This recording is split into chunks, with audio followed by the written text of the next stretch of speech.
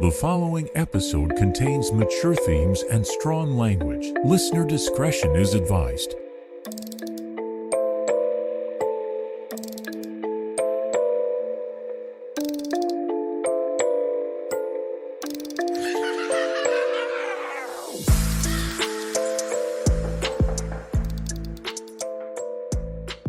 Welcome to History and Mystery in Kansas City, the history podcast about all things unsolved and unexplained in Kansas City and the surrounding areas. I am Laura. Today I wanted to talk about a cold case from Linwood, Kansas. Randy Leach grew up on a 10-acre farm in the small town of Linwood, Kansas, where the population was 377. On their farm, he had rabbits, chickens, a horse, a dog, and a pig named Porkchop. He earned A's and B's, played basketball, tried out for track where he hoped to break the shot put record. Randy also had his own lawn mowing service and planned to cut lawns for the summer before going into trade school in the fall. Randy was a senior in high school at Linwood High in 1988. His parents gave Randy a 1966 Ford Mustang as a graduation gift, and it was at a local shop being restored. On April 15, 1988, Harold and Alberta Leach described Randy as in a good mood. His father, Harold, had just bought him a John Deere lawn tractor the day before. Randy used this tractor to cut the lawn of a customer before returning home, where he spent 4.5 hours mowing his parents' lawn. When he finished, he cleaned the tractor until it looked like it was brand new, showered, and got ready to go out for the evening. He left his home at 6:30 p.m. to attend a friend's pre-graduation party in a rural area of town. Before arriving at the party, he stopped at Stout's convenience store and purchased some candy, soda, and gasoline. He then talked to some friends, then went to DeSoto to check on the Mustang he was restoring. And as a result of these errands, he did not arrive at the party until between 9:30 and 10 p.m.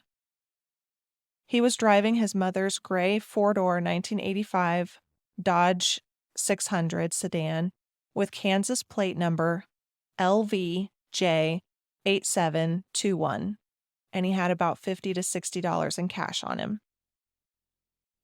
There were between 40 and 150 guests at the party, and this is a really big range because some people were coming and going. Some people got there at the beginning where there weren't as many. Some people got there late when there were a lot of people there.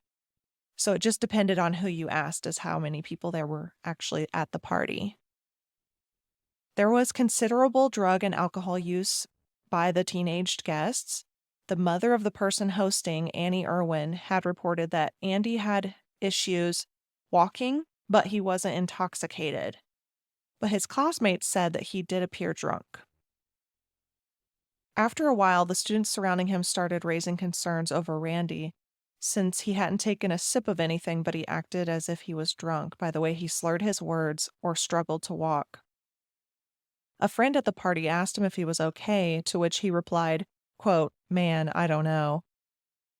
After midnight, around 1:30 a.m., Randy's friend at the time, John Burns, started to take Randy and a couple of his other friends home, but John changed his mind and told Randy to stay back as he would take another girl home first and then pick Randy up later, to which Randy agreed. He may have left the party on his own between 1:30 and 2 a.m., but some reported him being there as late as 2:15 a.m., and no one actually saw him leave. At 2:30 a.m., Burns returns to the farm to pick up Randy, but he comes to find him and the car he had been driving missing. So what happened to Randy between 1:30 a.m. and 2:30 a.m.? The next day, April 16th, 1988, his parents reported their son missing to Leavenworth County Sheriff's Department. Alberta knew something was wrong because Randy had never missed a curfew before.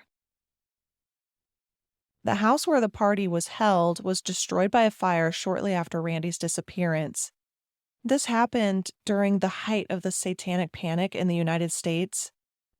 And if you need to know more about Satanic Panic, there's a great podcast on Spotify called Serial Killers, and they have a 5-part series on the Satanic Panic if you need to learn more about that. Rumors circulated that Randy was abducted and killed by a satanic cult that was supposedly active in the Linwood area. Later in 1988, a man told police he had been kidnapped by the cult and held in a cave for 2 weeks, and he had seen a corpse there that might have been Randy's. Police searched the cave and found no indications that a crime had been committed there, and they decided that the man had hallucinated because he was under the influence of drugs. 3 men were arrested in early 1993 on suspicion of Randy's kidnapping and murder, but they were released without charge several days later, and investigators admitted that they had been mistaken about the men's involvement in Randy's case. And from what I read, they really had only been suspects because they had D&D books, Dungeons and Dragons books, in their car and knives. Ex-KBI agent Davis had a theory that Randy drove the long way home to avoid police on his way home that night since he was highly intoxicated. He says he most likely came to the bridge over Stranger Creek and the current made the car drift away.